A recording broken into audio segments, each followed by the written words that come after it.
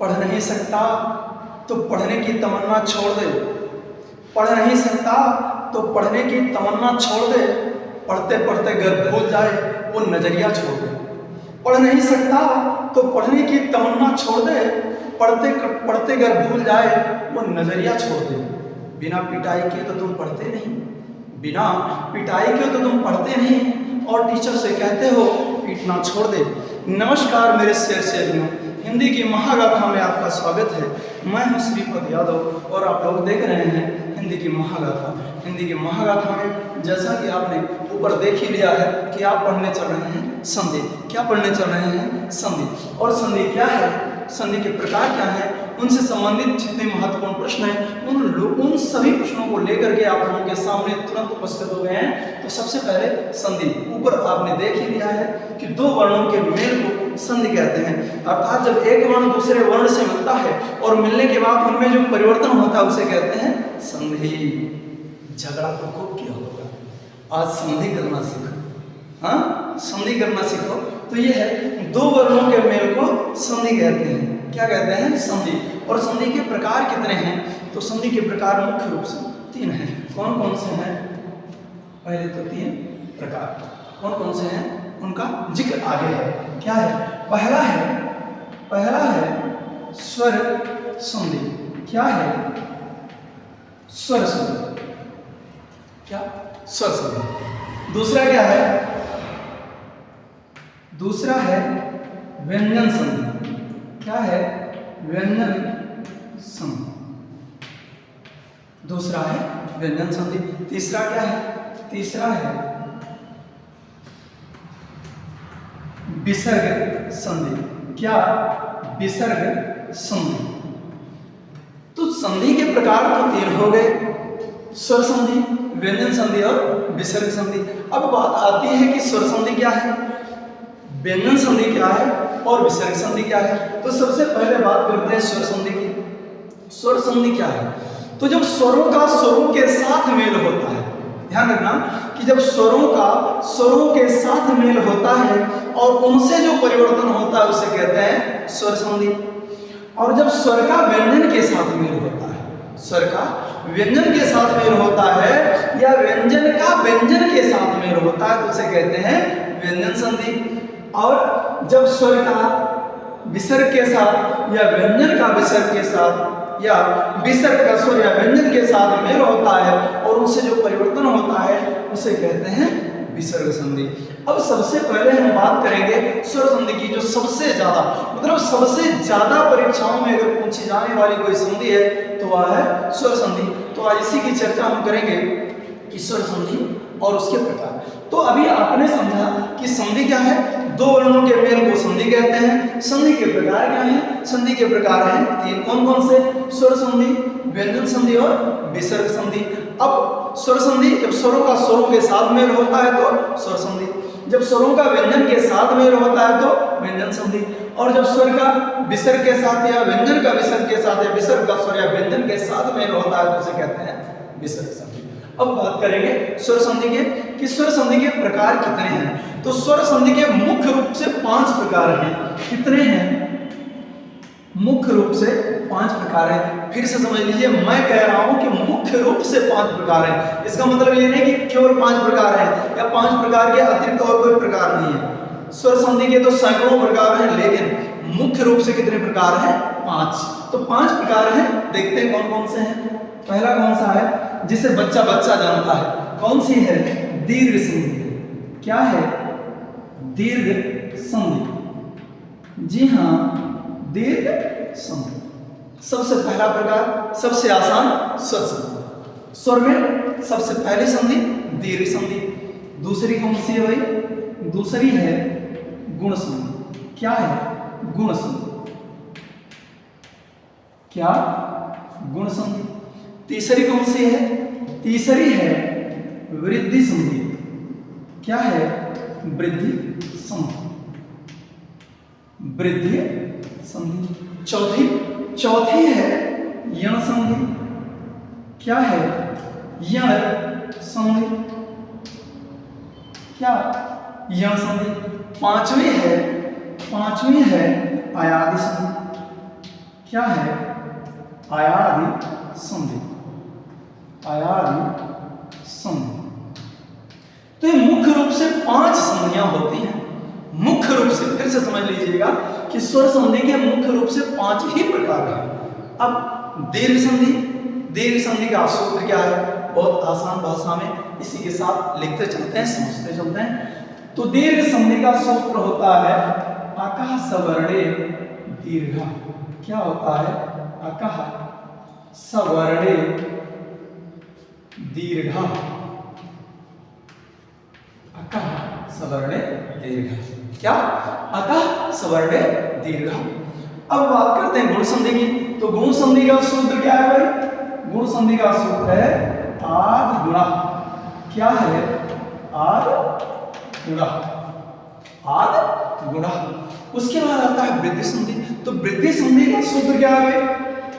वृद्धि संधि का सूत्र है वृद्धि रेच। क्या है? वृद्धि रेच। क्या है? वृद्धि रेच। उसके बाद यण संधि का सूत्र क्या है? तो यण संधि का सूत्र है इको यणच। क्या? इको यणच। इको यणच। अब बात करते हैं अयादि संधि की। अयादि संधि का सूत्र क्या है भाई? तो अयादि संधि का है एचो अयवा यावा। एचो अयवा यावा। तो ये हो गई स्वर संधि के प्रमुख प्रकार और उनके नाम तथा उनके जो सूत्र हैं। अब हम सबसे पहले बात करेंगे दीर्घ संधि, जो सबसे आसान है लेकिन सबसे महत्वपूर्ण भी है। देखते हैं। सबसे पहले है दीर्घ संधि। यहां आ जाते हैं दीर्घ संधि। दीर्घ संधि फिर से बता दे रहे हैं, सबसे महत्वपूर्ण और सबसे आसान क्या है? दीर्घ संधि। देखिए दीर्घ संधि, 2 चीजें याद रखिए, ह्रस्व या दीर्घ। ह्रस्व या दीर्घ। इसमें चाहे लघु हो या दीर्घ हो, गुरु हो लघु हो, ह्रस्व या दीर्घ हो। ह्रस्व या दीर्घ। आ, ई, उ, रि। लिरि होता है लेकिन लिरि का दीर्घ नहीं होता, इसलिए उसका हम यहां पर जिक्र नहीं कर रहे हैं।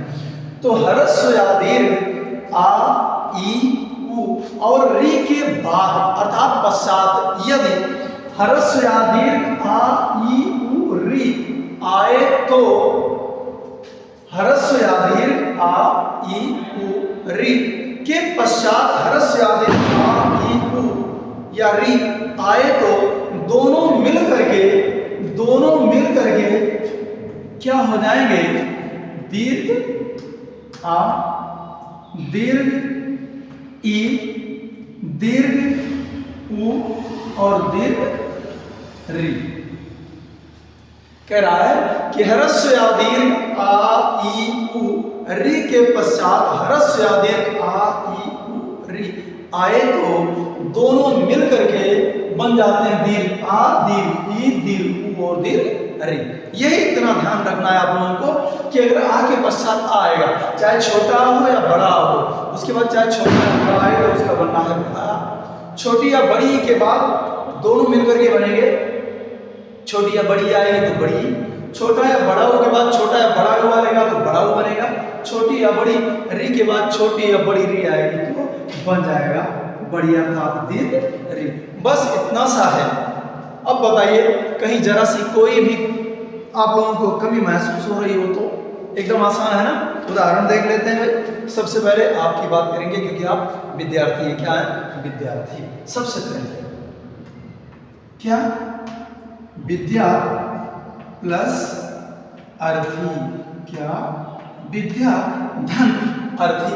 अब इसमें देखेंगे, इसमें आप अर्थात बड़ा आ छुपा हुआ है। अब बड़ा आ छुपा हुआ है, इसको निकाल लीजिए, इसको निकाल लीजिए, अर्थात उधार ले लीजिए। देखते हैं कहाँ है। विद्या में बड़ा छिपा हुआ है, यहाँ पर हलंत लगा करके मैंने इसको उधार लेकर के बाहर कर दिया है। अब उसके बाद आ गया है अर्थी, क्या अर्थी हो गया विद्यार्थी।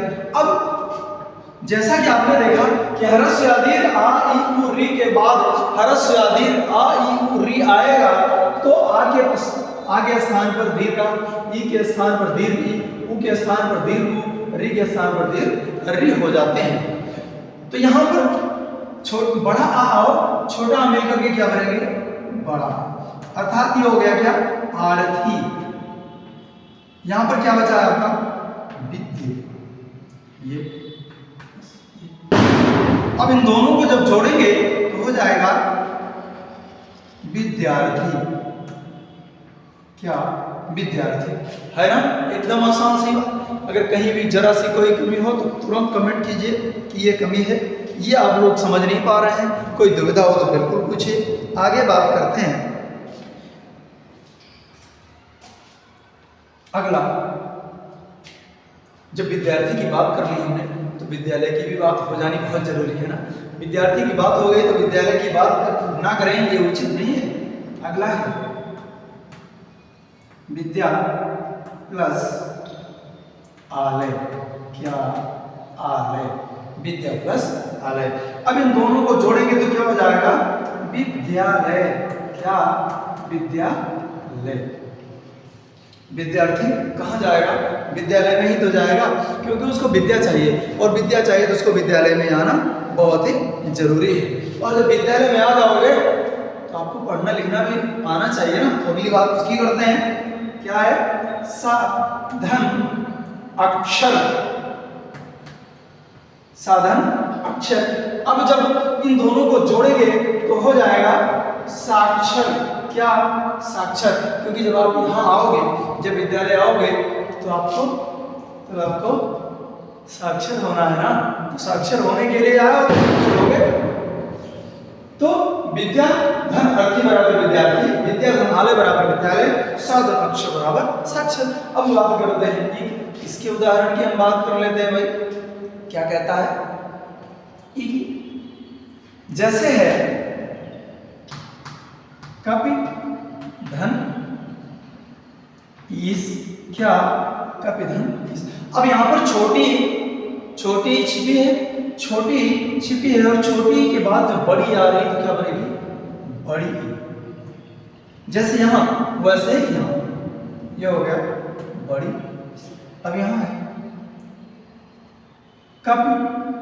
बात वही है, जब इसके साथ हमने इस जो छोटी इसमें लगी हुई है, जब इस छोटी ई को यहां से अगर हम बाहर निकालेंगे तो यहां पर बड़ी हो जाएगी ना। ये वही चीज जो ऊपर दिया गया है। अब इन दोनों को जोड़िए तो हो जाएगा कपीस। क्या हो जाएगा? कपीस। छोटी और बड़ी मिलकर के बन गया कपीस। चलिए बात करते हैं अगला है गिर प्लस इस। क्या?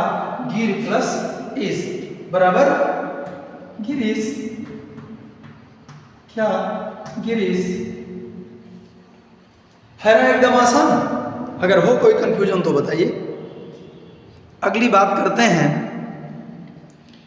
अगली जो अक्सर किसी ना किसी परीक्षा में जिसका जिक्र हो ही जाता है वह है श्रीधन ईस या ईसा। अगर विसर्ग रहेगा तो लगाना है, नहीं रहेगा तो नहीं लगाना है। अब इन दोनों को जोड़ेंगे हो जाएगा श्री साहा। क्या हो जाएगा? श्री साहा। है एकदम आसान। चलिए बात करते हैं।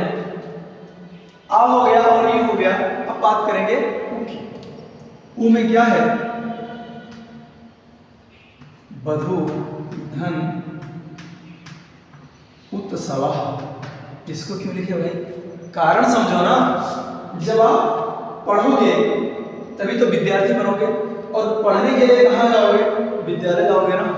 विद्यालय जाओगे और जब विद्यालय जाओगे तो आप साक्षर हो जाओगे नहीं हो जाओगे। और जब साक्षर हो जाओगे तब आपके पास थोड़ा सा धंधाने आ जाएगा। क्या धंधाने आ जाएगा, रुपये पैसा आ जाएगा, तभी तो शादी होगी तभी तो वधू आएगी, और जब वधू आएगी तभी तो उत्सव होगा। इसीलिए वधू उत्सव आ गया है, वधू धन उत्सव। बड़ा और छोटा मिलकर के बनेंगे बड़ा हो गया क्या, वधूत्सव। क्या हो गया, वधूत्सव। है ना एकदम बढ़िया मजेदार। अगर हो कोई कंफ्यूजन तो फिर बताइए, एकदम आसान सा उदाहरण है। अगली बात करते हैं वधूत्सव की बात करेंगे री की, जो अक्सर पूछा जाता है। ये क्या है, ये है होत्री धन ऋकारा।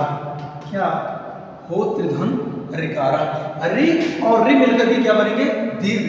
इन दोनों को जोड़ेंगे हो जाएगा क्या, होत्री कारः। क्या, होत्री कारः। एकदम है आसान। बताइए, है कोई कंफ्यूजन? नहीं, कोई कंफ्यूजन हो ही नहीं सकता है। बात करेंगे अगली। होत्रिकारा के बाद आएगा गुण संधि, और गुण संधि आप लोगों के सामने। यहाँ पर कोई, मुझे नहीं लग रहा है कोई कंफ्यूजन बचा होगा। फिर भी अगर कोई कंफ्यूजन हो तो आप लोग कमेंट में जो है अपनी बातों को व्यक्त कर सकते हैं। मैं समझ नहीं रहा हूँ कि कोई इसमें कंफ्यूजन होगा, कोई दुविधा होगी, कोई परेशानी होगी। फिर भी अगर आप लोगों को कहीं कोई दुविधा लगती है तो आप लोग इससे संबंधित कमेंट बॉक्स में छोड़ सकते हैं।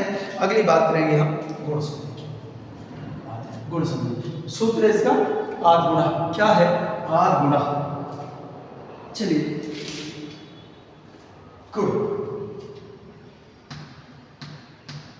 गुण संधि।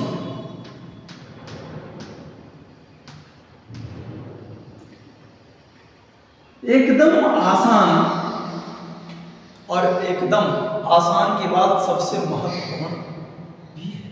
क्या है भाई, देखिए, दो चीजें याद रखना है आप लोगों को गुण संधि में। क्या है वो दो चीज भाई, आ ई।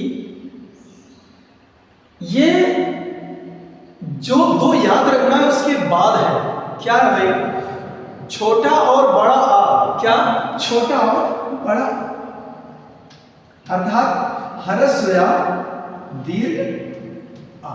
ये दो चीजें इसमें हैं।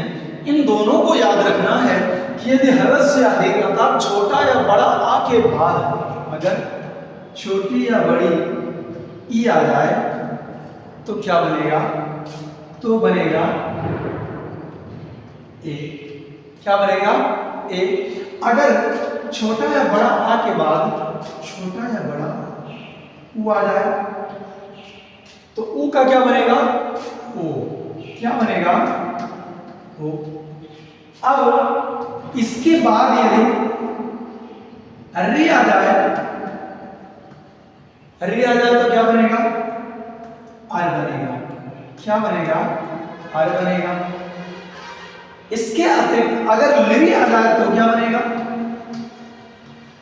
लिरी आ जाए तो क्या बनेगा, तो लिरी आ जाएगा तो बन जाएगा अल। क्या, अल। एकदम आसान है ना। कि ह्रस्व या दीर्घ आ के पश्चात ई, ह्रस्व या दीर्घ ई आए तो क्या बनेगा, ए बनेगा। ह्रस्व या दीर्घ ऊ आएगा तो आ और ऊ मिलकर के क्या बन जाएंगे, ओ बन जाएंगे। ह्रस्व या दीर्घ री आएगा तो आ और री बन करके मिलकर के बन जाएंगे अल। ह्रस्व या दीर्घ आगे पश्चात ले आएगा तो क्या बन जाएगा, बस इतनी सी बात है। इतनी सी बात अगर याद कर लेंगे तो आप संधि को तोड़ेंगे फोड़ेंगे, कुछ भी छोड़ेंगे नहीं। देखिए, उदाहरण है,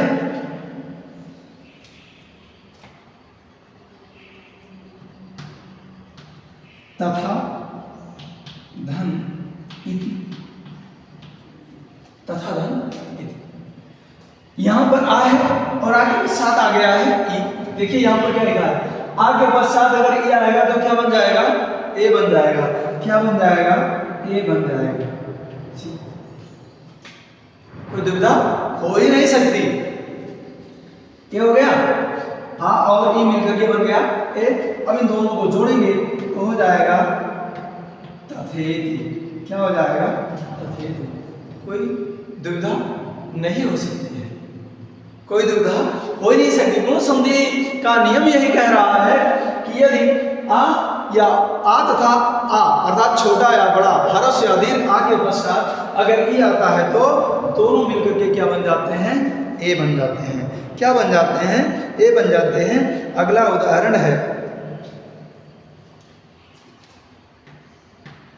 नर धन इंद्र। क्या?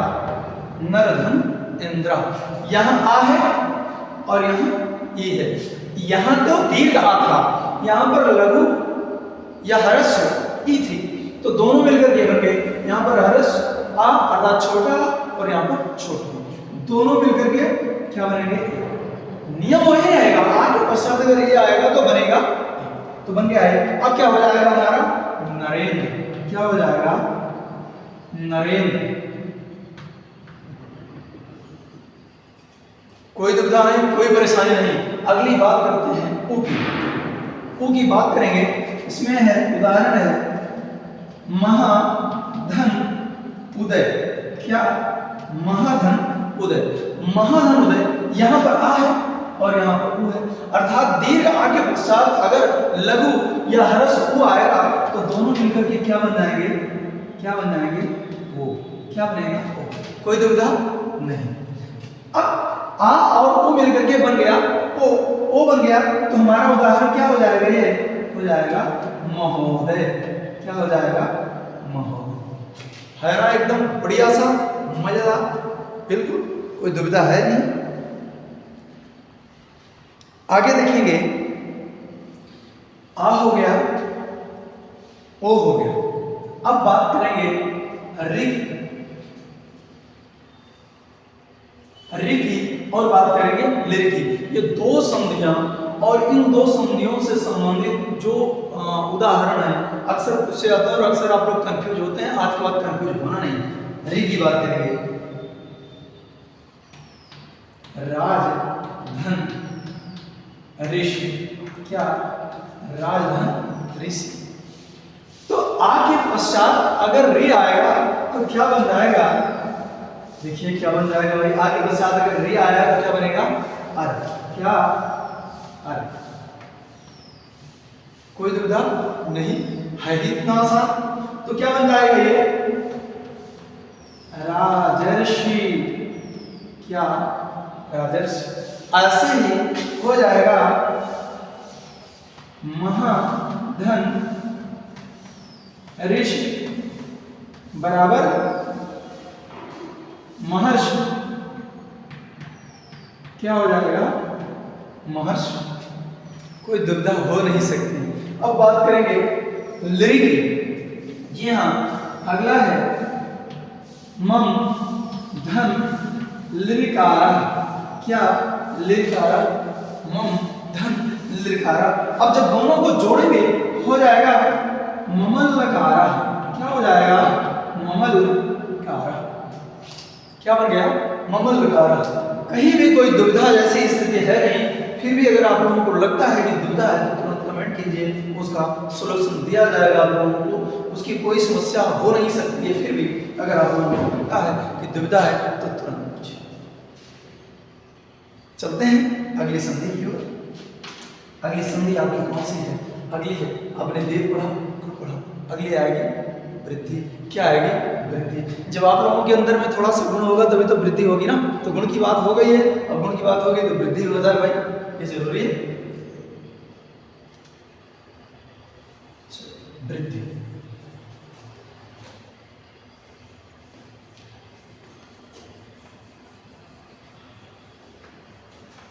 वृद्धि संधि।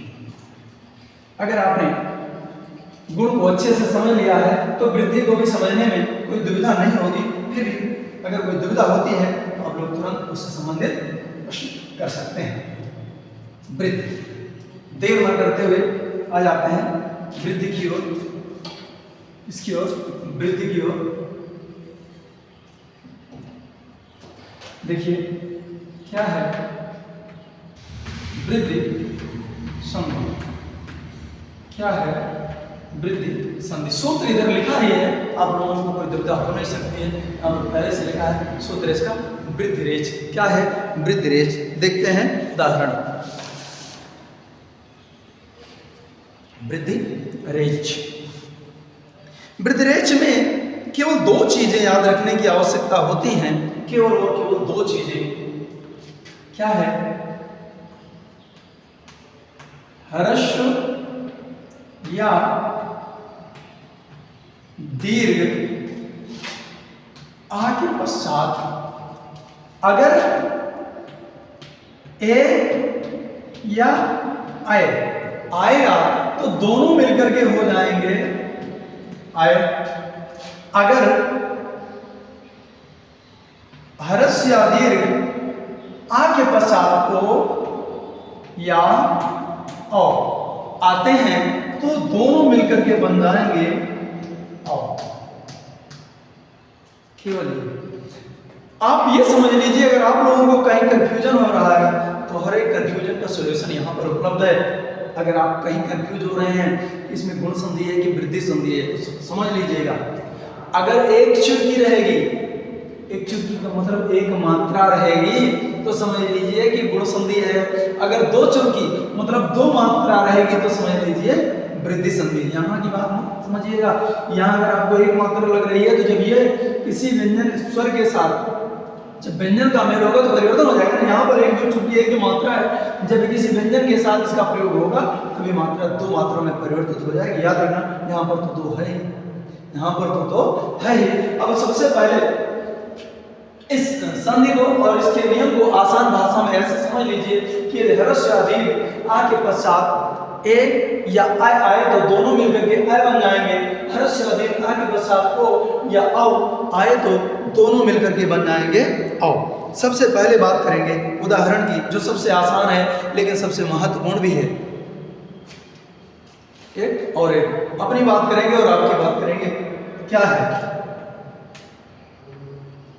एक धन एका। यहां पर आ छिपा हुआ है, अगर आपको दुविधा है तो तोड़ देते हैं। क्या करते हैं, तोड़ देते हैं। इसमें से आ को हम ले लेते हैं उधार, इसका पूरा पोस्टमार्टम करते हैं भाई। तो यहां पर आ मिल गया, आ के पश्चात अगर ए आएगा तो क्या बनेगा, आय बनेगा। तो बना दिया भाई, बना दिया। अब क्या हो जाएगा, एक यहाँ पर है, इसका आ यहाँ पे निकाल लिया था और आ और ए मिलकर के बन गए आय। अब आगे क्या बचा है, का, केवल यही तो बचा है। अब इन दोनों को जब जोड़ेंगे तो हो जाएगा ए का ए कहा, क्या हो जाएगा, ए का ए कहा। इतनी सी बात है, ए का ए कहा। अब बात करते हैं अगले उदाहरण की। अगला है सदा धन एव। जब दोनों को जोड़ेंगे तो हो जाएगा सदैव। क्या हो जाएगा, सदैव। ऐसे ही है। अब अगर बात करते हैं तथा धन एव की तो दोनों मिलकर के बन जाएंगे तथैव। क्या बन जाएंगे, तथैव। है एकदम बढ़िया सा आसान सा उदाहरण, कोई दुविधा हो नहीं सकती है। अगली बात करेंगे ओ की। अगला है तव धन ओजा। क्या, तव धन ओजा। यहां पर आ छिपा हुआ है, कोई दुविधा हो नहीं सकती है। यहां पर आ छिपा हुआ है और आगे साथ अगर ओ मिलेगा तो क्या बनेंगे, औ बनेगा। क्या बनेगा, औ बन जाएगा। यही तो है, कुछ नहीं, खेल हो गया। उदाहरण हो जाएगा आपका ये तव ओजहा। क्या, तव ओजहा। हाँ, कोई दुविधा नहीं, कोई दिक्कत नहीं, कोई परेशानी नहीं। अगला है महाधन ओजा। क्या है, महाधन ओजा। अब आगे पश्चात, दीर्घ आगे पश्चात अगर ओ आएगा तो क्या बनेगा, औ बनेगा। क्या बनेगा, औ बनेगा। तो ये हो जाएगा महोजह। क्या हो जाएगा, महोजह। कोई दुविधा नहीं, कोई परेशानी नहीं, एकदम आसान से आसान उदाहरण आप लोगों के लिए उपस्थित हैं। और एक उदाहरण और आप लोगों के लिए बहुत जो अक्सर पूछा जाता है इसके अतिरिक्त, वो क्या है? जलधन ओघा। क्या है? जलधन ओघा। अब इन दोनों को जोड़ेंगे तो हो जाएगा जलौघा। क्या हो जाएगा? जलौघा। जो इससे संबंधित जो सबसे महत्वपूर्ण अब तक का था वो आप लोगों ने इसमें देख लिया है। इससे संबंधित कोई दुविधा हो नहीं सकती है। फिर भी अगर आप लोगों को लगता है कि इससे संबंधित कोई आप लोगों को समस्या है, कोई परेशानी है, तो आप तुरंत नीचे कमेंट छोड़ सकते हैं। अगली बात करेंगे हम यण संधि की, जो वृद्धि संधि के बाद सबसे महत्वपूर्ण है, सबसे आसान है। वो क्या है? यण संधि, उसका नियम, उससे संबंधित जो भी समस्या होगी पूरे का पूरा पोस्टमार्टम करते हैं। यहाँ पर बात करेंगे यण संधि की। क्या है यण संधि? यण संधि जो किसी भी परीक्षा में सबसे ज्यादा बार पूछी जाने वाली संधि है, वो है यण संधि। और आज के बाद इसका कोई कंफ्यूजन बचेगा नहीं आप लोगों के लिए। सूत्र यहाँ पर पहले से हमने लिख दिया है। सूत्र क्या है? Eco energy. अब इको एनर्जी सूत्र है, तो इसमें अगर इको एनर्जी आपने सूत्र याद कर रखा है, मात्र सूत्र याद कर रखा है, तो आप लोग कहीं भी किसी भी परीक्षा में पढ़ गए होंगे। देखिए दो चीजें हैं, पहली है इक और दूसरी है यण। दो चीजें हैं, अगर आप इन दो चीजों को याद रखेंगे तो उसके बाद कोई समस्या हो सकती नहीं है। क्या है? पहला इक में होता क्या है? यहाँ भी वही चीज जो यहाँ आपने देखा कि हरस या दीर्घ, यहाँ भी वही चीज जुड़ेगी, हरस या दीर्घ। क्या है? वह है ई उ री और ली। इतनी चीजें हैं कि हरस या दीर्घ, ई उ री या ली के पश्चात कोई असमान स्वर है। यही शब्द है इसमें कि कोई असमान स्वर आए तो यहाँ पर आप लोगों को लिखना होगा कि पश्चात क्या है? असमान स्वर। क्या है? असमान स्वर। अगर कोई असमान स्वर आएगा तो आप लोगों को, अगर क्षमा कीजिएगा बाधा के लिए, फिर समझ लें। कह रहे हैं हरस या दीर्घ, इक का मतलब ई उ री ली। इक के पश्चात कोई असमान स्वर, यहां पर यही ध्यान रखना है। बस इतना आप याद रखोगे तो पेपर में धुआं करके आओगे। क्या करके आओगे? धुआं करके आओगे। ई उ री ली के पश्चात कोई असमान स्वर। क्या? असमान स्वर। जब असमान स्वर आएगा तो क्या होगा? ई के पश्चात अगर आएगा तो बन जाएगा या। क्या बन जाएगा? या। और ऊ के पश्चात आएगा तो क्या बन जाएगा? वाह। क्या बन जाएगा? वाह। री के पश्चात आएगा तो क्या बन जाएगा? रा। लेरी के पश्चात आएगा तो क्या बन जाएगा? ला। क्या बन जाएगा? ला। अब देखिए यही ध्यान रखना है कि ई के पश्चात वाह नहीं होगा। ई के पश्चात अगर कोई असमान स्वर आता है तो ई का या ही होगा। क्या होगा? ई का बनेगा या, ऊ का बनेगा वा, री का बनेगा रा, ली का बनेगा। बस हो गया, खेल हो गया। अगर आपने इतनी चीज याद रखी तो कोई आप लोगों को कोई माई का लाल किसी भी परीक्षा में फेल कर ही नहीं सकता है। टॉप करोगे। देखिए ई के पश्चात कोई असमान स्वर आएगा तो या बनेगा, ऊ के पश्चात कोई असमान स्वर आएगा तो वा बनेगा, री के पश्चात कोई असमान स्वर आएगा तो रा बनेगा, ली के पश्चात कोई असमान स्वर आएगा तो रा बनेगा। इसमें किसी को कोई कंफ्यूजन नहीं हो सकता है। अगर कंफ्यूजन नहीं है तो बात करते हैं उदाहरण की। उदाहरण क्या है? जैसे यदि धन अपि, यदि धन अपि, यहां पर छोटी ही छिपी हुई है, इसको तोड़ करके बाहर निकालते हैं। अगर उधार मिल जाए तो ठीक है, नहीं तो चुरा लेंगे। उदाहरण लेते हैं ये, इसमें क्या है? छोटी छिपी हुई है। जब छोटी छिपी हुई है इसको बाहर निकालिए। इसके बाद क्या है? अब यहां आ जाइए। यहां आपने क्या देखा?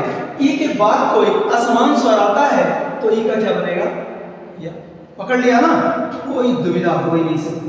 ये हो गया, कोई समस्या नहीं। देखिए ये है यद धन श धन अपि। एक चीज और याद रखना, इस आ का अभी इसके साथ प्रयोग नहीं हुआ है, प्रयोग नहीं हुआ इसलिए इसमें हलंत लगा हुआ है। ध्यान से देखना, इसमें हलंत लगा हुआ है। अब जब इसका इसके साथ प्रयोग हो जाएगा और इसके साथ इसका भी प्रयोग हो जाएगा, क्या करें पहले इसका प्रयोग करते हैं। इसको इसके साथ जोड़ दीजिए तो हो जाएगा ये, क्या हो जाएगा अपिथा, या जुड़ गया तो ये भी हो गया। अब इधर क्या बचा है आपका यद, क्या है यद। अब इन दोनों को जोड़ेंगे हो जाएगा यद्यपि, क्या हो जाएगा यद्यपि। कोई दुविधा हो नहीं सकती। अगली बात करेंगे ऊ की। ऊ में क्या है जो सबसे महत्वपूर्ण अक्षर पूछा गया, सुधन आगतम,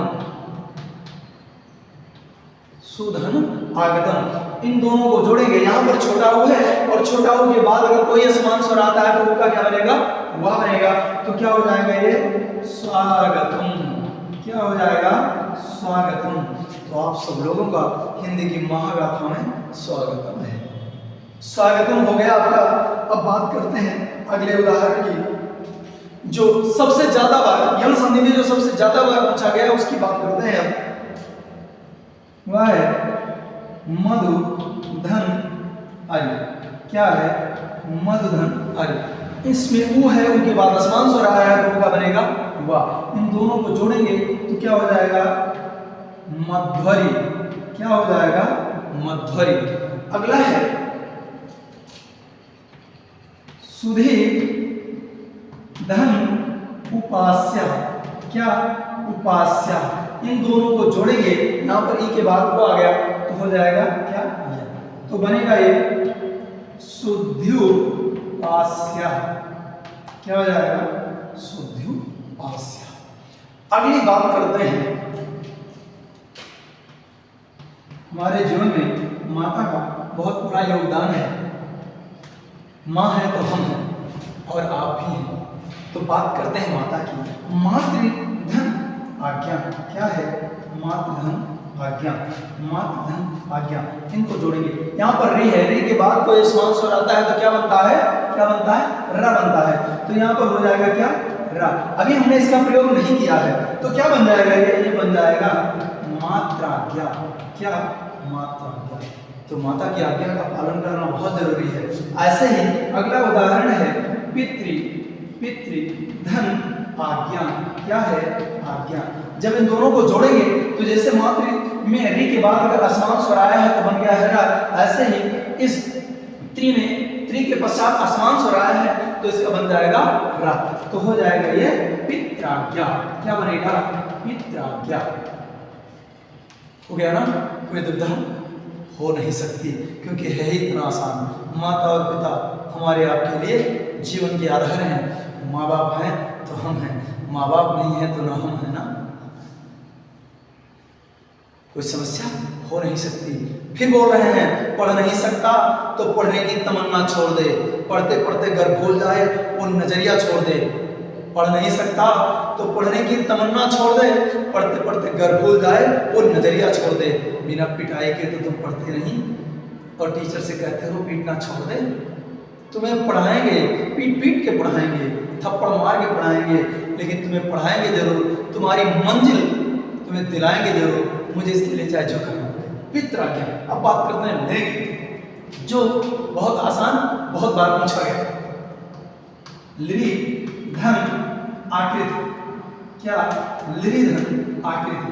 अब लिरी के बाद ऐसे असमान स्वर आ गया तो कुछ करने की जरूरत नहीं है, तुरंत लिरी का बन जाएगा ला। तब दोनों मिलकर के क्या बनेंगे लाकृति, क्या बनेंगे लाकृति। अगला है लिरिधन, लिरिधन आकार, क्या लिरिधन आकार। क्या हो जाएगा दोनों मिलेंगे तो हो जाएगा लकार, क्या बनेगा लकार। हाँ, कोई दुविधा नहीं, कोई परेशानी नहीं है, एकदम आसान से आसान शब्दों के द्वारा आसान सा विश्लेषण किया गया है। फिर भी अगर कोई दुविधा हो तो आप लोग तुरंत पूछ सकते हैं। इसके अतिरिक्त एक और आसान और एक जो महत्वपूर्ण उदाहरण है वह है, आप लोगों के सामने एक और दे देते हैं जो अक्सर पूछ लिया जाता है, वह है प्रतिधन रेखा। क्या है? प्रतिधन रेखा। इन दोनों को जोड़ेंगे हो जाएगा प्रत्येका। क्या? प्रत्येका। यह संबंधित मुझे नहीं लग रहा है कि कोई कंफ्यूजन आप लोगों के सामने होगा। फिर भी अगर आप लोगों के सामने कोई अन्य उदाहरण जो आप लोगों को परेशान करता है तो जरूर कमेंट कीजिए। यहाँ तक आ ही गए हैं तो वीडियो को लाइक कर दीजिए। चैनल पर पहली बार है तो सब्सक्राइब कर लीजिए और अपने दोस्तों को छोड़िए इससे। अगली बात करेंगे अयादि संधि की, जो अयादि संधि जो कि आप लोगों की स्वर संधि की अंतिम महत्वपूर्ण संधि है। अंतिम महत्वपूर्ण संधि है जो आप लोगों को कभी कभी विचलित भी कर सकती है, लेकिन विचलित मत होइएगा। आज के बाद आप लोगों को कंफ्यूज होने की जरा सी भी जरूरत नहीं है, जरा सा भी आप लोगों को चिंतित होना नहीं है। क्यों? कि हम है ना, हम है तो क्या गम है? अयादि संधि।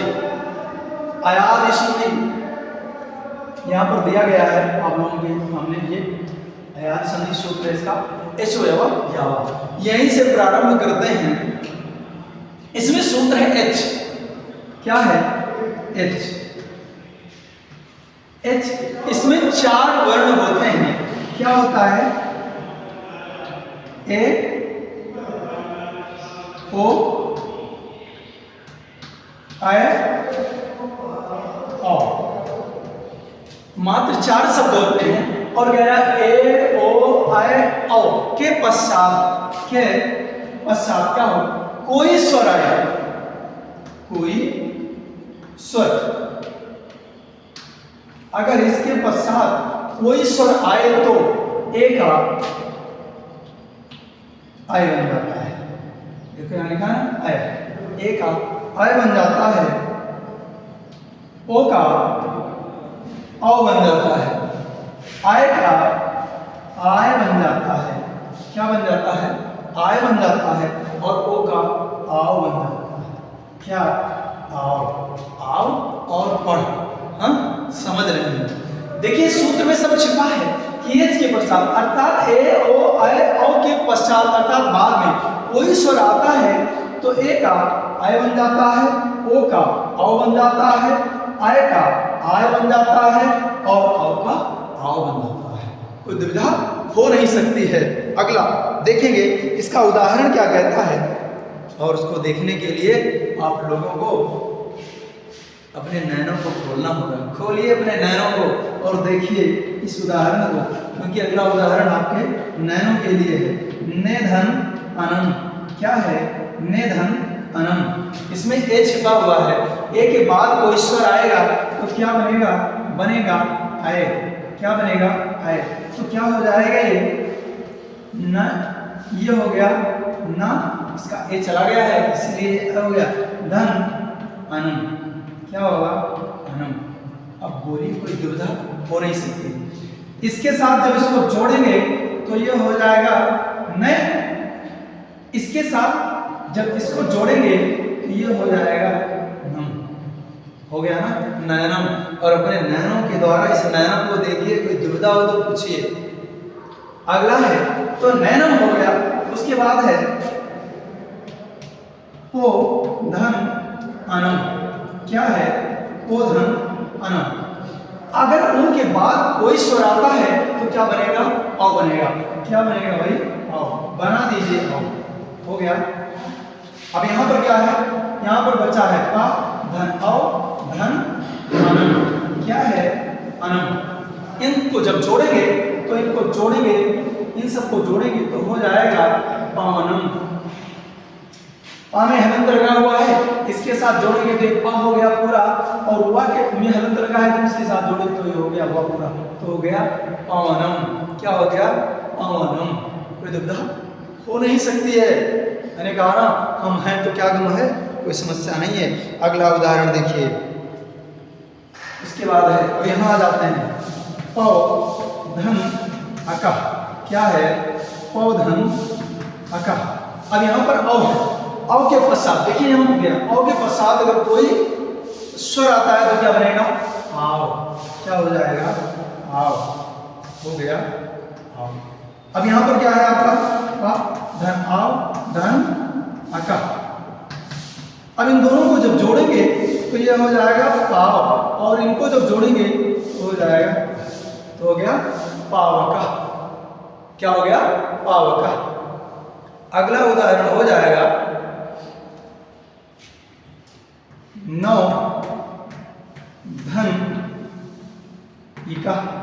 यहां देखेंगे औ के पश्चात कोई स्वर आता है तो क्या बन जाएगा? आओ।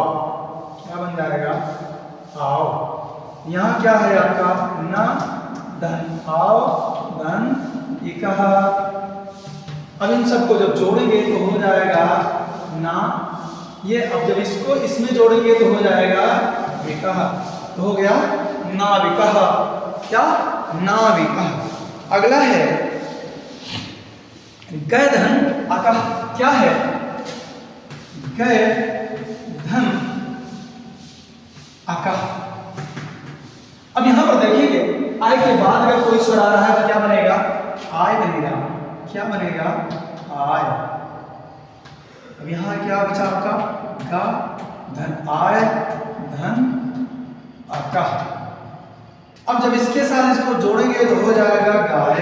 अब जब इसके साथ इसको जोड़ेंगे तो हो जाएगा, हो गया गाय का। ऐसे ही अगर गय में अगर हम इका को जोड़ेंगे तो हो जाएगा गायिका। क्या हो जाएगा? गायिका। तो जैसे गायिका है वैसे गायिका है, लेकिन जब गायिका जोड़ेंगे तो हम इका नहीं जोड़ेंगे, हम जोड़ेंगे इका, तो ये इका नहीं होगा, गायिका होगा। ऐसे ही एक उदाहरण और है, वह है नय धन अका। नय धन अका, इनको जोड़ेंगे तो हो जाएगा नायका। क्या हो जाएगा? नायका। और अगर ऐसे ही एक उदाहरण जोड़ेंगे नय धन इका तो हो जाएगा ये नायिका। क्या हो जाएगा? नायिका। हम समझते हैं कि इससे संबंधित अगर कोई कंफ्यूजन रहा होगा आप लोगों का तो दूर हो गया होगा। अब कोई दुविधा होनी नहीं चाहिए।